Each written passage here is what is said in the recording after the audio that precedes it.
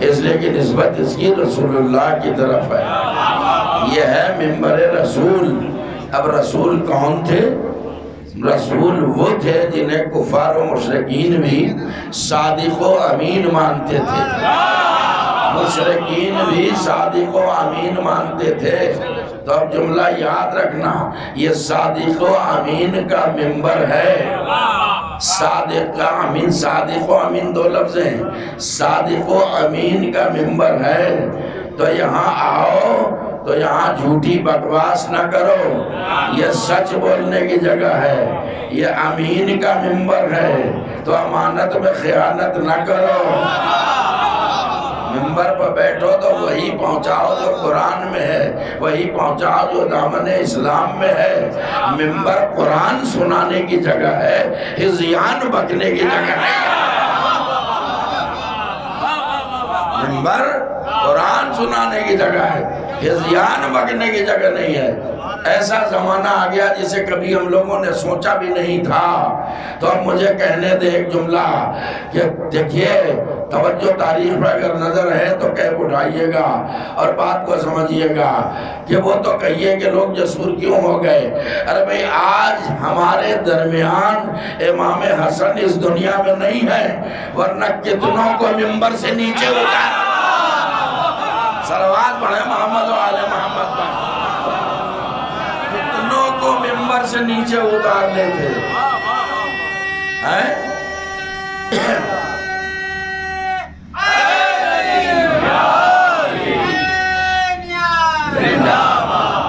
تو آپ ملادہ برما رہے ہیں آپ، تاریخ ہے نا آپ کے سامنے۔ نااہل بیٹھ گیا ممبر رسول پر، امام حسن کا بچپنا تھا دنیاوی اعتبار سے، آپ نے دیکھا ہے نااہل ممبر پہ بیٹھا ہوا ہے۔ تو کیا کہا تھا امام حسن نے؟ یہ کہنے کا حق بھی امام حسن ہی کو تھا کہ بڈھے اتر میرے باپ کے ممبر سے نیچے۔ صلوات پڑھیں محمد و آل محمد پر۔ تو ممبر حسن کے باپ کی جاگیر ہے، شمشاد احمد کے باپ کی جاگیر نہیں ہے۔ تو میرے دوستو اور عزیزوں، اب رخ مل گیا تو میں اتنا بولا، لیکن اب ممبر میں بھی بٹوارہ ہو رہا ہے۔ بھائی کرم دل نہیں لگ رہا؟ ممبر میں بھی بٹوارہ ہو رہا ہے، چھیڑوں یا چھوڑوں؟ علاج، جو بیماری پھیل جائے تو علاج ضروری ہے۔ یہ بیماریاں کرونا سے بھی زیادہ خطرناک ہیں، اس لیے اس کا علاج کوئی تو کرے گا۔ ممبر میں بٹوارہ، ممبر کی دو قسمیں ہیں، ایک مسجد والا ممبر، ایک غدیر والا ممبر ہے۔ کیا مطلب؟ کہ مسجدی ممبر اور ہے، غدیری ممبر اور ہے۔ مطلب کیا ہے؟ کیا دیکھیے، جب آپ غدیر والے ممبر پہ آئیں، یہ میں نہیں کہہ رہا ہوں، مجھ پر منسوب مجھے مت کر دینا اس بات کو، میں نقل قول کر رہا ہوں۔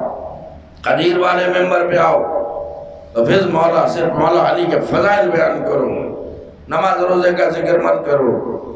بھئی غدیری ممبر کہاں ہے؟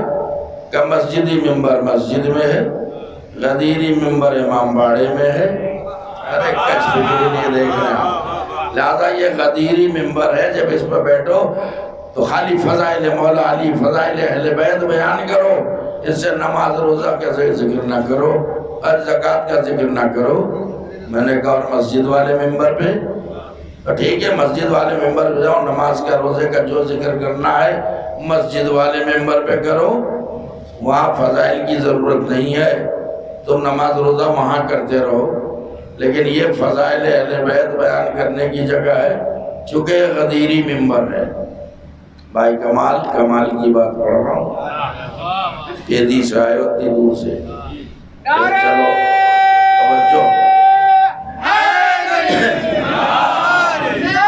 اس کا مطلب یہ گھٹیا مشورہ قوم کو دے رہے ہیں اور آج کے ذاکروں کو دے رہے ہیں، اپنے آپ کو آیت اللہ ہلی سمجھ رہے ہیں۔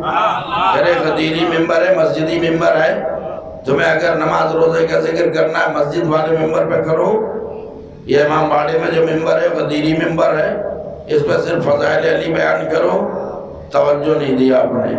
مسجد میں جاؤ وہاں نماز روزہ یہ کرو وہ کرو، تو میں اس تصویر کا رخ ہی الٹ دوں گا ابھی، دیکھوں آپ کا بات پہنچتی یا نہیں۔ آپ کہتے ہیں غدیری ممبر ہے یہ، اس پر صرف فضائل اہل بیت بیان کرو، فضائل علی بیان کرو، نماز روزے حج زکوٰۃ کا کوئی ذکر نہ کرو، اور مسجد والے ممبر پہ جاؤ وہاں نماز روزے کا ذکر کرو۔ تو اب آپ سے ایک سوال کر رہا ہوں، دیکھوں سو کے سن رہے ہیں یا جاگ کے سن رہے ہیں؟ توجہ، جتنے بھی فضائل اہل بیت ہیں بتاؤ وہ کہاں سے آپ تک پہنچے؟ جتنے بھی فضائل اہل بیت ہیں وہ کس ممبر سے پہنچے؟ توجہ نہیں دی۔ نبی نے کہا انا وعلی من نور واحد، مسجد والے ممبر سے کہا یا نہیں کہا؟ نبی نے کہا فاطمہ تو بذت منی، کون سے ممبر سے کہا؟ مسجد والے ممبر سے کہا۔ سو کے نہ سنو، الحسن والحسین سیدہ شباب اہل الجنہ، کس ممبر سے کہا؟ مسجد والے ممبر سے کہا۔ تاریخ کا مطالعہ کرو، جتنے بھی فضائل اہل بیت میں حدیثیں ہیں وہ سب مسجد والے ممبر سے بیان ہوئی۔ تم کہتے ہو یہ غدیری ممبر ہے، اس میں نماز کا ذکر نہ کرو، یہاں روزے کا ذکر نہ کرو، خالی فضائل علی بیان کرو۔ تو میرا سوال ہے، خالی من کن تو مولاؤ فہذا علی مولا یاد ہے، اور بھی کچھ یاد ہے یا نہیں؟ اس حدیث کو بیان کرنے سے پہلے نبی نے اپنی امت سے سوال کیا کیا؟ اے مسلمانوں بتاؤ، ہم نے تمہیں نماز کا پیغام پہنچایا، ہم نے روزے کا حکم دیا یا نہیں؟ حج کے ارکان بتائے یا نہیں؟ زکوٰۃ کا نصاب بتایا یا نہیں؟ صلوات پڑھے محمد والے محمد۔ نمبر میں بٹوارا کر رہے ہیں، ارے مسجد والا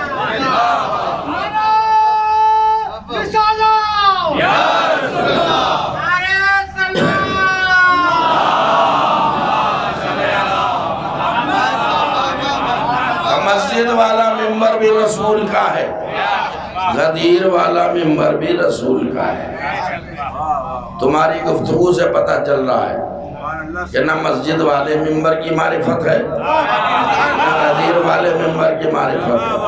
اللہ نہ کرے کہ ہمارے لوگوں کا شمار بے معرفت لوگوں میں ہو جائے، کیونکہ وہاں تو کچھ بے معرفت بھی تھے نا۔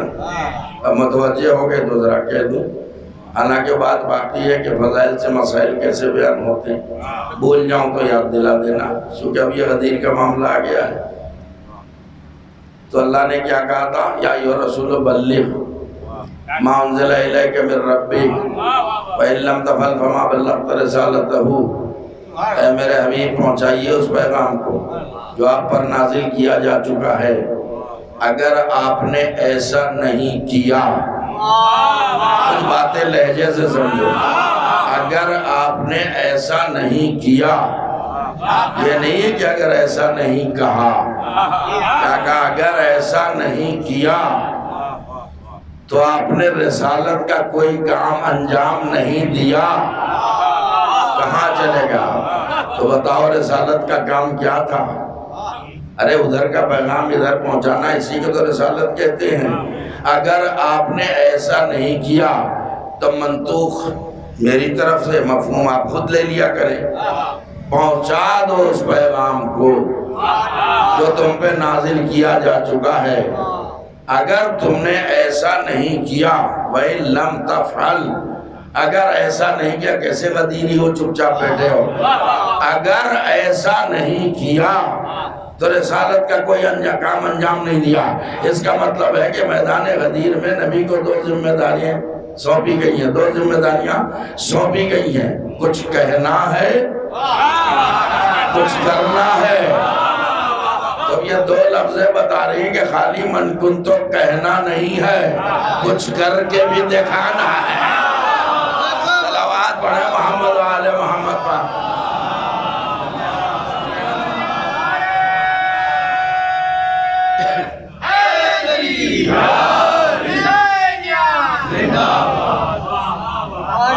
توجہ دے، دل لگائیں۔ تو بات آ گئی ہے، میں کیا کروں، اپنی عادت سے مجبور ہوں۔ تو آگے آیت کا حصہ کیا ہے؟ پھر پڑھوں آیت یا ایھا الرسول بلغ ما انزل الیک من ربک وَإِن لَمْ تَفْعَلْ فَمَا بَلَّغْتَ رِسَالَتَهُ۔ اگر ایسا نہیں کیا تو مجلس تم پڑھ دو، آ جاؤ، تمہیں کیا پتا میں کیا کہنا چاہ رہا ہوں، آپ سمجھیں جو میں کہنے جا رہا ہوں، غور کریں آپ۔ اگر تم نے ایسا نہیں کیا تو گویا رسالت کا کوئی کام انجام ہی نہیں دیا، ٹھیک ہے۔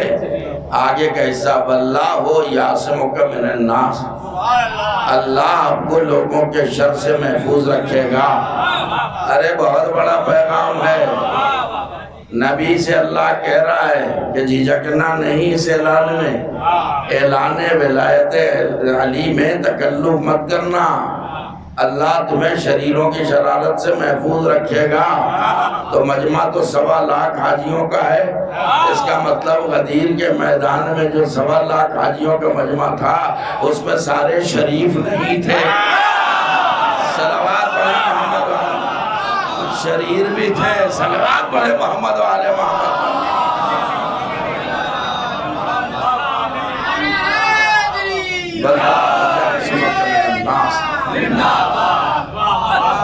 اللہ تمہیں لوگوں کے شر سے محفوظ رکھے گا۔ تو میں آپ سے بھی کہتا ہوں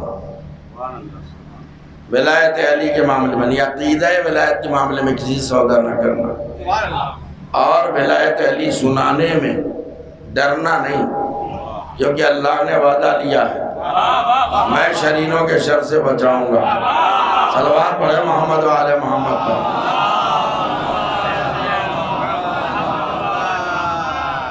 کچھ شریر بھی تھے، حاسدین بھی تھے، منافقین بھی تھے، وہ آپ کے سامنے ہے پوری تاریخ غدیر، لیکن موضوع کے دائرے میں بات آ گئی تو عرض کر دوں، توجہ ہے۔ اب ایک آ گیا، کون آ گیا؟ حارث ابن نعمان فہری، رسول کے خیمے پہ آیا، اے رسول، ذرا لہجہ دیکھیں بدتمیز کا، کیا کہہ رہا ہے؟ یہ جو اپنے بھائی کو آپ نے خلیفہ بنا دیا، ہم پہ مسلط کر دیا، یہ اپنی مرضی سے یا اللہ کے حکم سے؟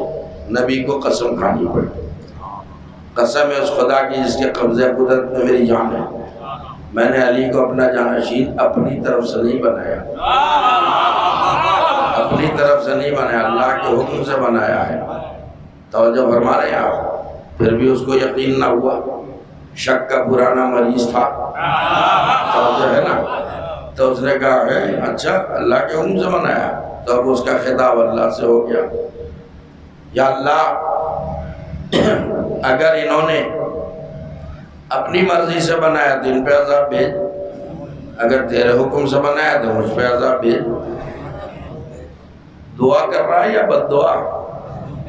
اور کس کے لیے کر رہا ہے؟ خود اپنے لیے کر رہا ہے۔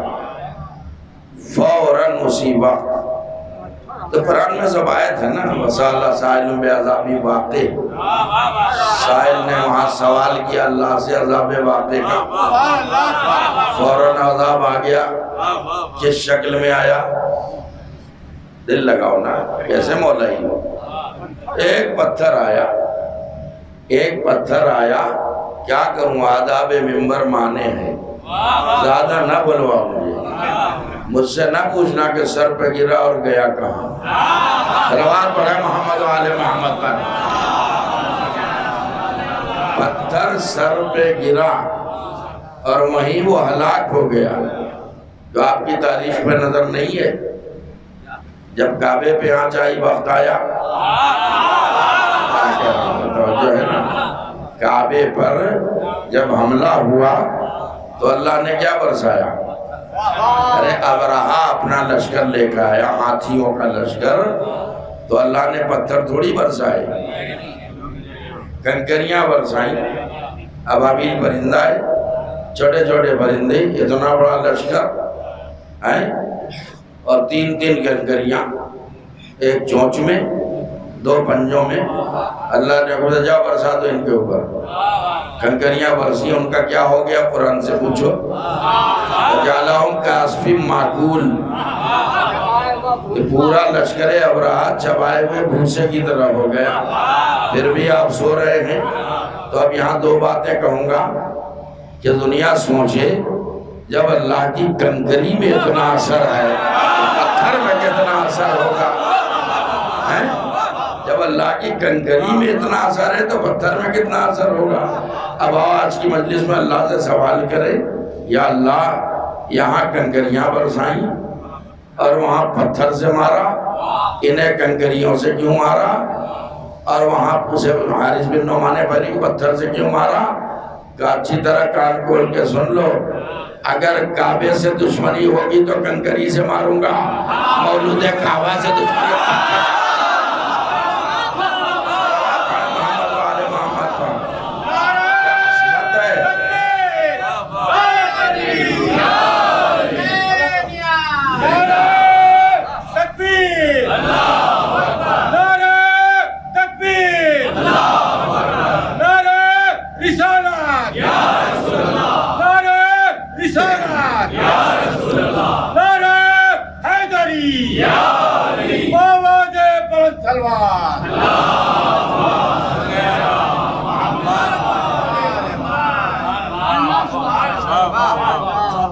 توجہ دیں آپ، ادھر کا کونا چپ چاپ بیٹھا ہے، یا اجنبی ہو الگ سے ہو کیا، بار بار میں مجلس میں کہتا ہوں کہ علی کا ذکر سن کے واہ واہ کرتے ہو، یہ بھی ایک عبادت ہے، تو فرادہ عبادت کا ثواب اور ہے، باجماعت عبادت کا ثواب اور ہے، یہ والی عبادت باجماعت کرو نا۔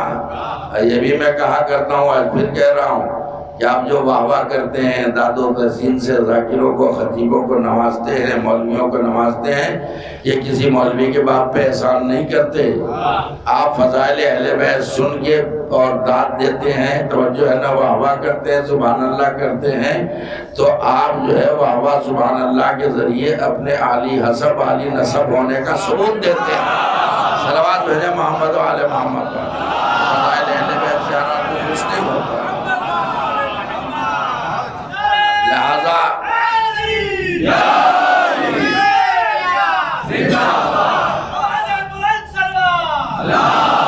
دیکھیے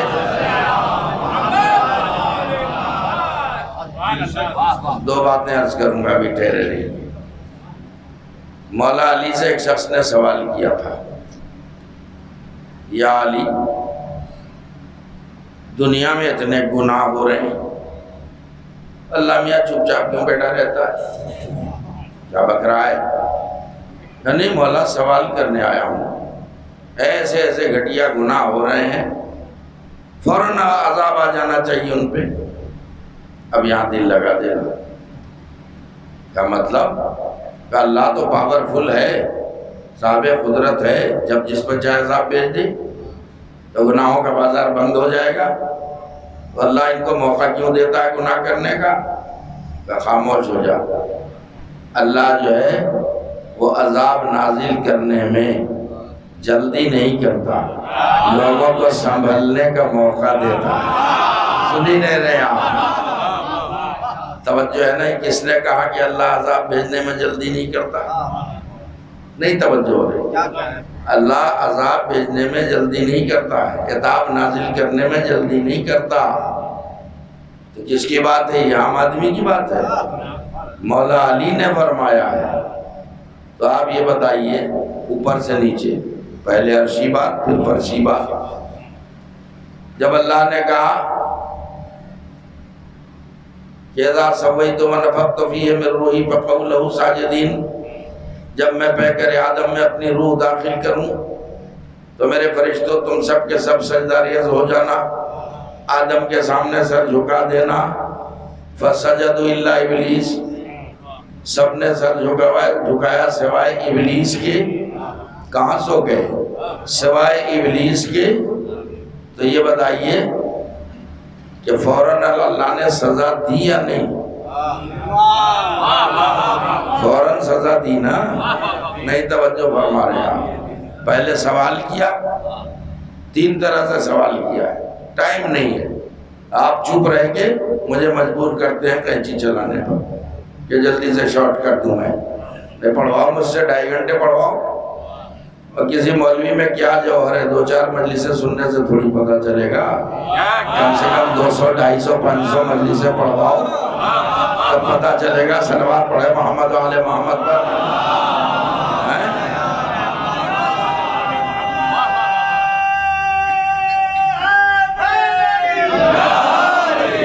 آپ یہ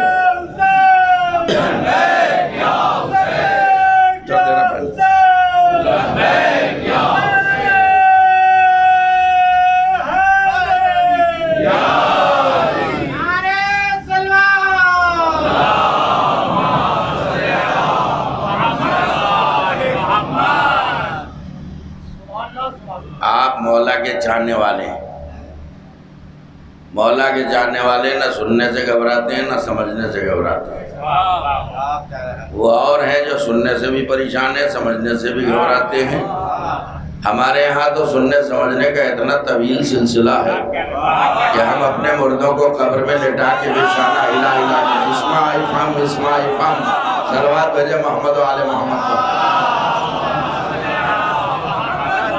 لگا دے ہم اور کیجئے جان۔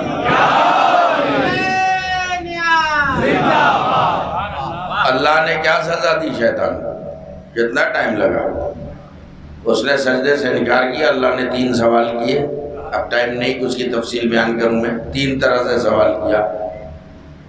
تو نے اس کا سجدہ کیوں نہیں کیا جس کے سجدے کا تجھے میں نے حکم دیا تھا؟ ایک سوال۔ دوسرا سوال، تجھے اس کے سجدے سے کس چیز نے روک دیا جسے میں نے اپنے دونوں ہاتھوں سے بنایا؟ پھر سو گئے۔ کیا کہوں، میرے پاس وقت نہیں ہے۔ اللہ جسم و جسمانیات سے مبرہ منزہ ہے، اس کے ہاتھ پاؤں کہاں ہے؟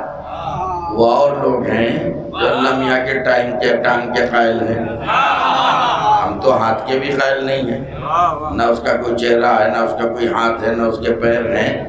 توجہ دے رہے ہیں آپ، وہ ہماری طرح کا انسان تھوڑی ہے۔ اب وقت نہیں ہے ورنہ میں اس کی رد کرتا جو وہ عقیدہ ہے۔ ٹانگ کے قائل ہوئے لے کہاں گئے؟ صلوات بھیجئے محمد والے، سمجھا کرو بات کو۔ دوبارہ چونکہ ٹائم نہیں ہے اس لیے اس میں تفصیل میں نہیں جاؤں گا۔ اس کے بعد اللہ نے کیا کہا؟ نکل میری بارگاہ سے، فخرج بنا، دباؤ یہاں سے۔ راندہ درگاہ بنا دیا۔ اور دوسری سزا کیا دی؟ جب قیامت تک تجھ پر لعنت ہوتی رہے گی، ان علیک لعنتی الی یوم القیامہ، اب تجھ پر قیامت تک لعنت ہوتی رہے گی۔ تو مولا علی نے تو کہا کہ اللہ سزا دینے میں جلدی نہیں کرتا۔ اب یہاں کیا کہوں، پھر 2 باتیں کہوں گا۔ میرا سوال ہے کہ یا اللہ، نہ جانے کتنے سجدے ہم سے چھوٹ جاتے ہیں، کتنی نمازیں چھوٹ جاتی ہیں، کیونکہ آپ سستی سے سن رہے ہیں نا، اس لیے مجلس طولانی ہوتی جائے گی۔ تو پروردگارا، ہم سے تو جانے کتنے سجدے چھوٹتے ہیں، لیکن تو نے اہتمام کر رکھا ہے، شب قدر میں در توبہ کھول دیتا ہے، شب برات میں در توبہ کھول دیتا ہے۔ تو ہماری آس لگی رہتی ہے چلو اللہ سے ہم سمجھوتا کر لیں گے، معافی مانگ لیں گے، یا اللہ ایک موقع اسے بھی تو دے دے۔ ایک سجدے سے اس نے انکار کیا ہے تو موقع دے دے تاکہ دوبارہ آ کے جھک جائے۔ آدم کے سامنے کہا نہیں، اب اصول خداوندی سمجھو، نہیں سے ابھی سزا دی جائے گی، اور دے دی۔ پہلی سزا راندہ درگاہ، نکل میری بارگاہ سے۔ دوسری سزا قیامت تک کے لیے گلے میں لعنت کا توق ڈال دیا۔ آپ کو کیوں برا لگ گیا؟ شیطان سے آپ کا کیا مطلب ہے؟ سنیے گا جو بات کہنے جا رہا ہوں۔ میں چیخ پکار والی مجلس نہیں پڑھتا، ممبر پہ ہاتھ پاؤں نہیں پٹکتا، سنجیدگی کی جگہ سنجیدگی سے بولتا ہوں، ٹھیک ہے؟ اس لیے آپ یہ نہ سمجھیں کہ میں بولنے میں کوئی کمی چھوڑوں گا، لیکن آپ کی توجہ بھی تو ہو۔ سوال کر رہا ہوں میں، یا اللہ پروردگارہ جانے کتنوں سے سجدے چھوٹ جاتے ہیں، ہاتھ کے ہاتھ انہیں سزا کیوں نہیں دیتا ہے؟ اسے کیوں ہاتھ کے ہاتھ سزا دے دی؟ فوراً دل لگائیے، وہ بات جو میں نے چھیڑی ہے ابھی چھوڑ دی ہے، پڑھوں گا، لیکن پہلے یہ سن لو۔ پروردگارہ سجدے ایک سجدے سے انکار کیا ہے تو عجب نہیں مشیت آواز دے نادان، تجھے پتہ نہیں ہے معاملہ انکار سجدہ کا نہیں ہے۔ بہت اہم بات کہنے جا رہا ہوں، قدر کرنا۔ یہ معاملہ جو ہے خالی انکار سجدہ کا نہیں ہے۔ یا اللہ پھر کون سا معاملہ ہے؟ کہ معاملہ انکار سجدہ کے نہیں، اصل معاملہ یہ ہے کہ اس نے توجہ، جسے میں نے پسند کیا اسی کو اس نے ناپسند کر دیا۔ صلوات بھیجے محمد والے محمد پر۔ جسے میں نے پسند کیا اسی کو اس نے ناپسند کر دیا، تو اب سزا میں دیر نہیں ہوگی، ہاتھ کے ہاتھ سزا دوں گا، ہاتھ کے ہاتھ سزا دوں گا۔ آپ نے سبق نہیں لیا؟ اللہ نے ایک اصول بنا دیا کہ اگر میری سزا سے بچنا ہے، وہ سزا جو ہاتھ کے ہاتھ فوراً مل جائے، تو خبردار ایسا نہ کرنا جسے میں پسند کروں اسے تم ناپسند کر دو۔ یہ اصول اچھی طرح یاد رکھنا، جسے میں پسند کروں اسی کو تم پسند کرنا، جنہیں میں ناپسند کر دوں خبردار انہیں پسند نہ کرنا۔ صلوات پڑھیں محمد و آل محمد پر۔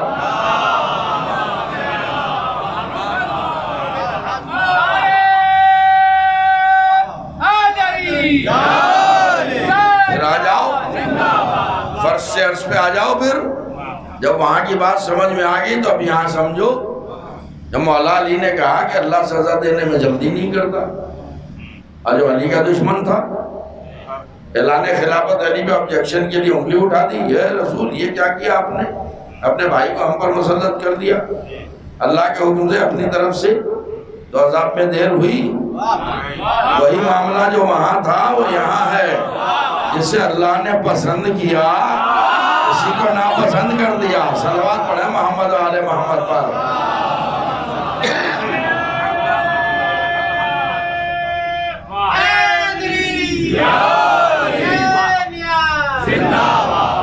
تاریخ میں حارث تو بہت سے ہیں، لیکن دو حارثوں کا ذکر کر رہا ہوں، غور کیجئے گا، اور دونوں کی تاریخ پر نظر رکھیں آپ۔ ایک وہ حارث جو غدیر میں تھا، ٹھیک ہے، ایک وہ حارث، بولو نا، ارے مرب کا بھیا، وہ کہاں تھا؟ خیبر میں تھا۔ کیسے پڑھوں میں؟ ایک غدیری حارث، ایک خیبری حارث۔ اب جب تک چپ رہیں گے آدھی رات کر دوں گا۔ ایک خیبری حارث، ایک غدیری حارث، ایک خیبری حارث، ایک غدیری حارث۔ توجہ نہیں دی۔ خیبری حارث کو کس نے مارا؟ علی نے مارا۔ غدیری حارث کو کس نے مارا؟ خدا نے مارا۔ ایسا لگتا علی اور خدا میں پہلے سے معاہدہ ہو گیا تھا، اے علی ہمارے دشمنوں کو تم مارنا، تمہارے دشمنوں کو ہم سمجھنا۔ صلوات پڑھیں محمد و آل محمد پر۔ صلوات پڑھیے محمد و آل محمد پر۔ ہمارے دشمنوں کو تم مارنا، تمہارے دشمنوں سے ہم نمٹیں گے۔ تو یاد رکھیں اللہ اپنے دشمنوں کو شاید معاف کر سکتا ہے چونکہ ارحم الراحمین ہے، لیکن علی کے دشمنوں کو اللہ بخشے گا نہیں، چاہے لاکھ یزید کو خواب میں دیکھو۔ صلوات پڑھیں محمد و آل محمد پر، خدا بخشے گا نہیں۔ ایک اور صلوات پڑھیے محمد و آل محمد۔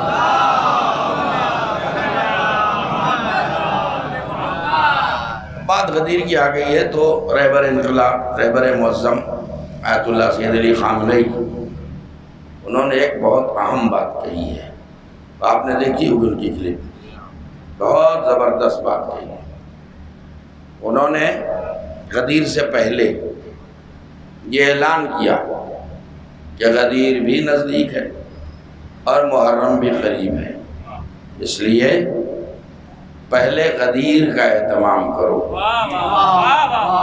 محرم کا نہیں غدیر کا اہتمام کرو، پھر بعد میں محرم کا اہتمام کرنا۔ اب اس کا سبب کیوں یہ کہا کہ پہلے غدیر کا اہتمام کرو، اس کا سبب لکھا انہوں نے، پہلے غدیر کا اہتمام کرو اس کے بعد محرم کا اہتمام کرنا، پہلے غدیر کی تیاری کرو اس کے بعد محرم کی تیاری کرنا، یہ انہی کے الفاظ ہیں۔ اس کے بعد انہوں نے لکھا، اور آپ لوگوں نے پڑھا ہوگا سنا ہوگا، انہوں نے لکھا اس کی وجہ یہ ہے کہ کربلا میں جو کچھ ہوا غدیر کو بھول جانے کا نتیجہ ہے۔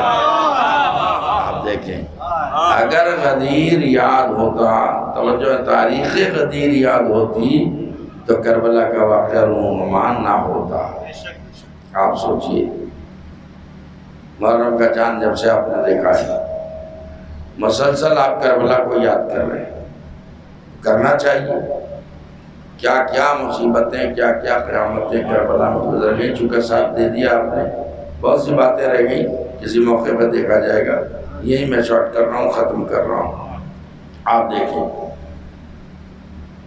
شہنشاہ فضائل کہا جاتا ہے مولا علی، شہنشاہ مصائب کہا جاتا ہے مولا حسین۔ اللہ اکبر، ذرا غور کیجئے، اور سب کی زبان پر یہ جملہ رہتا ہے مولا حسین نے دین کے لیے اپنی جان دے دی، دین کے لیے اپنی قربانی پیش کی، اپنے بچے کو قربان کیا۔ یہ سب کی زبان پہ ہے یا نہیں ہے؟ اب ہمیں بھی تو سوچنا چاہیے کہ وہ دین کتنا قیمتی ہوگا جس پر حسین جیسی قیمتی جان قربان ہو گئی، علی اکبر جیسی قیمتی جان فدا کر دی گئی، شہزادے قاسم جناب اون محمد 6 ماہ کی کمسین علی اصغر اس دین پہ قربان کر دیا کہ وہ دین کتنا قیمتی ہوگا، سوچنا چاہیے۔ اور قربانیوں میں سبھی کا حصہ ہے، اگر یہاں گریہ ہو گیا تو ممبر چھوڑ دوں گا میں۔ کربلا میں بقائے دین الہی کے لیے، بقائے اسلام کے لیے امام حسین نے بھی قربانیاں پیش کی اور جناب زینب نے بھی قربانیاں پیش کی۔ اللہ اکبر۔ مگر میں کہوں گا میرے مولا، میرے مظلوم آقا، میری جسارت معاف ہو، بے شک آپ نے بقائے دین الہی کے لیے بڑی بڑی قربانیاں پیش کی ہیں۔ آپ نے 2 بیٹے اسلام پہ قربان کے دیے، ایک علی اکبر اور ایک علی اصغر، لیکن میرے مولا اگر آپ نے دونوں بیٹوں کو قربان کیا ہے دین پر تو آپ کی بہن زینب نے بھی 2 بیٹے قربان کر دیے، ایک اون اور ایک محمد۔ اگر آپ نے اکبر و اصغر کو قربان کیا تو زینب نے اون و محمد کو قربان کر دیا۔ مگر میرے مولا میری جسارت معاف ہو، آپ کی قربانی میں اور زینب کی قربانی میں بڑا فرق ہے۔ میرے مولا آپ کے دونوں بیٹے کربلا میں دین میں قربان ہو گئے، لیکن کم سے کم دنیا میں آپ کی نسل تو باقی ہے۔ ہزاروں حسینی سادات کائنات میں پائے جاتے ہیں، مگر اس زینب کے جذبہ ایثار پہ ہمارا لاکھوں سلام، جس کی اولاد میں اب کوئی نہیں ہے۔ زینب کا جو سرمایہ تھا وہ کربلا میں قربان کر دیا۔ اللہ اکبر، کتنی عظیم قربانی ہے جناب زینب کی۔ آج زینب کی اولاد میں کوئی نہیں ہے، اور پھر آپ دیکھیں کوئی ماں ہے جو اپنے بچوں کے مرنے کے بعد کفن سے انسری سے روح نکلنے کے بعد گریہ نہ کرے، لیکن قربانی کسے کہتے ہیں آپ دیکھیں زینب نے بتا دیا۔ زینب کربلا سے لے کے کوفے، کوفے سے لے کے شام تک کبھی عباس کو روئیں، کبھی اکبر کو روئیں، کبھی قاسم کو روئیں۔ اللہ اکبر، لیکن کسی تاریخ میں ہمیں نہیں ملتا کہ کبھی اپنے دل کے ٹکڑوں کا ماتم کیا ہو، اون محمد کا ماتم کیا ہو۔ جناب زینب اون محمد کو نہیں روئی، یہاں تک کہ جب رہائی کا حکم ملا اور زینب نے کہا کہ بیٹا یزید سے کہہ دو، کچھ فرمائشیں کی تھی، تفصیل میں نہیں جاؤں گا، ان فرمائشوں میں ایک فرمائش یہ تھی کہ بیٹا جا کے یزید سے کہہ دو کہ تو ہم یہاں سے جا رہے ہیں، ہمارے شہداء کے سر بھیج دے تاکہ آخری بار اپنے شہیدوں کے چہروں کی زیارت کر لوں۔ ارے شہداء کے سر آنے لگے، اتنی آسانی سے مصائب نہ سنا کرو۔ ارے جو بی بی جس جو ہے اس کے سامنے اس کا شہید کا سر آیا، اس نے پڑھ کے گود میں لے لیا۔ لیلا نے نے اکبر کا سر لے لیا، رباب نے اصغر کا سر لے لیا، ام فروا نے قاسم کا سر لے لیا، زینب نے حسین کا سر لے لیا۔ ارے بہت ہلکے میں مصائب سن رہے ہیں۔ اب ایک تشت میں 2 سر ایک جگہ آئے، لا کے رکھا گیا، ان سروں کا کوئی گود میں لینے والا نہ تھا۔ ایک شامی عورت نے کہا ارے کیا ان بچوں کی ماں مر گئی؟ زینب نے سر اٹھایا نہیں، ارے ان بچوں کی یہ ماں زندہ ہے، مگر میں انہیں اپنے بھیا پہ قربان کر چکی ہوں، میں اپنے ماں جائے کو رہوں گی، اپنے جگر کے ٹکڑوں پہ نہیں رہوں گی۔ عزاداروں سوچو جب شہداء کے سر آئے تو کیا بیویوں پہ بیتی ہوگی؟ ذرا اپنے دلوں پہ ہاتھ رکھ کے سوچو، اپنی رسموں کو دیکھو، اس کے پس منظر میں اس درد کو محسوس کرو۔ جب کسی مجلس کے بعد عباس کا علم آتا ہے، ارے علی اکبر کا تابوت آتا ہے، شہزادے علی اصغر کا گہوارہ ہوتا ہے، تو کیسے آپ چیخیں مار کے روتے ہیں؟ ذرا سوچو جب لیلا کے سامنے اکبر کا سر آیا ہوگا، رباب کے سامنے اصغر کا سر آیا ہوگا، ام فروا نے قاسم کا سر دیکھا ہوگا اور زینب نے حسین کا سر دیکھا ہوگا، تو دل پہ کیا گزر گئی ہو؟ بدپرسہ دے لیجئے۔ 1 سال آپ انتظار کرتے ہیں کہ محرم کا چاند ہو تو کھل کے مولا پہ ہم آنسو بہائیں۔ صحابہ محرم آہستہ آہستہ گزر رہا، سفر آ جائے گا، اس کے بعد ربیع الاول اور عزا خانے ویران ہو جائیں گے، مولا جو عزا خانوں میں مہمان ہوتے ہیں وہ رخصت ہو جائیں گے۔ تو آپ بس یہاں کے اوپر یہ سن لیجئے کہ یہ لٹا ہوا قافلہ جب اجازت مل گئی کہ جاؤ رہا کر دیے گئے، سنیے گا، تو اب اماریوں کا بھی اہتمام ہوا، سواریوں کا بھی اہتمام ہوا۔ روایت کا ایک جملہ جو آپ کے رونے کے لیے کافی ہے، امام سجاد نے کہا پھوپھی اماں 3 دن ایک حجرے میں ماتم ہوا، مولا حسین کا زینب کی فرمائی، اسی لیے کہا جاتا فرش عزا یہ زینب نے ہمیں دیا ہے۔ جب 3 دن تک ماتم ہو چکا تو امام سجاد نے کہا پھوپھی اماں آئیے سواریاں تیار ہیں، اللہ اکبر، آئیے بیویوں کو لے کے آئیے، سواریاں تیار ہیں، سواریوں پہ ہماریاں بھی تیار ہیں۔ زینب نے ہماریوں کو دیکھا، دونوں آنکھوں میں آنسو آ گئے، آواز دی سنو عزادارو رونے کا حق ادا کر دینا۔ ہماری دیکھ کے زینب رونے لگی، کہا بیٹا ان ہماریوں کا انتظام کس نے کیا ہے؟ کہا پھوپھی اماں یزید کی طرف سے انتظام ہوا ہے۔ کہا اچھا یزید نے ہماریوں کا انتظام کیا ہے، تو جاؤ جا کے یزید سے کہہ دو کہ جب ہماریوں کا انتظام کیا ہے تو کربلا سے میرے عباس کو بلا دے۔ ارے ان ہماریوں میں مجھے بٹھائے گا کون؟ میرا عباس مدینے سے بڑی شان و شوکت سے ہماری میں بٹھا کے ہمیں لے کے آیا تھا۔ سیعلم الذین ظلموا ای منقلب العالمین۔ اللہ علیہ وسلم